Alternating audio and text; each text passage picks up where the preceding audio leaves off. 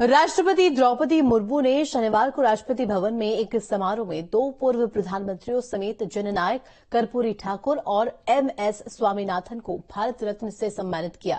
वहीं बीजेपी के वरिष्ठ नेता लालकृष्ण आडवाणी बीमारी के चलते इस समारोह में शामिल नहीं हो सके।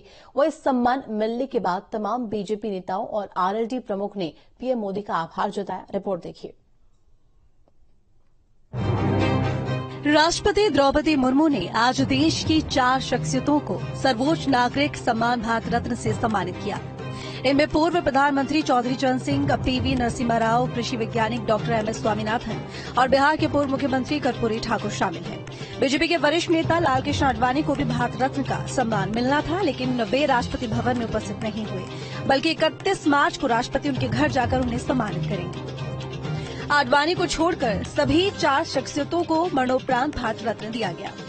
पूर्व प्रधानमंत्री नरसिम्हा राव का भारत रत्न अवार्ड उनके बेटे पीवी प्रभाकर राव ने रिसीव किया। इसी तरह से एमएस स्वामीनाथन का भारत रत्न अवार्ड उनकी बेटी डॉक्टर नित्या राव ने लिया है। कर्पूरी ठाकुर का भारत रत्न अवार्ड उनके बेटे रामनाथ ठाकुर ने रिसीव किया, जबकि चौधरी चरण सिंह का भारत रत्न अवार्ड उनके पोते जयंत चौधरी के हाथों में दिया गया।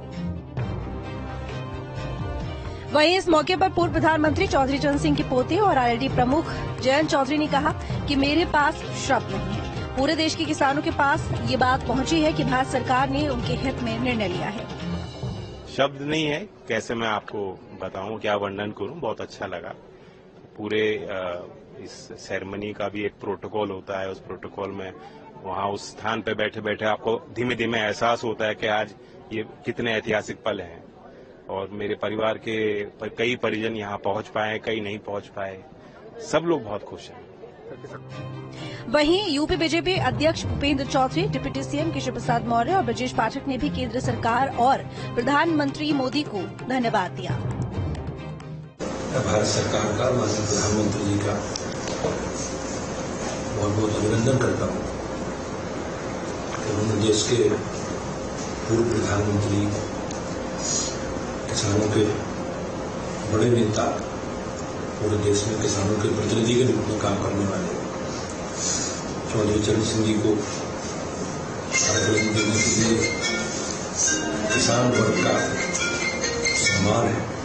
ऐसे महापुरुषों को, ऐसे नेतृत्वकर्ताओं को, ऐसे भारत माता के सेवकों को, ऐसे सामाजिक न्याय के देवताओं को, जो कह लीजिए कि किसानों के मसीहा को भारत रत्न देने का काम माननीय प्रधानमंत्री नरेंद्र मोदी जी ने किया है।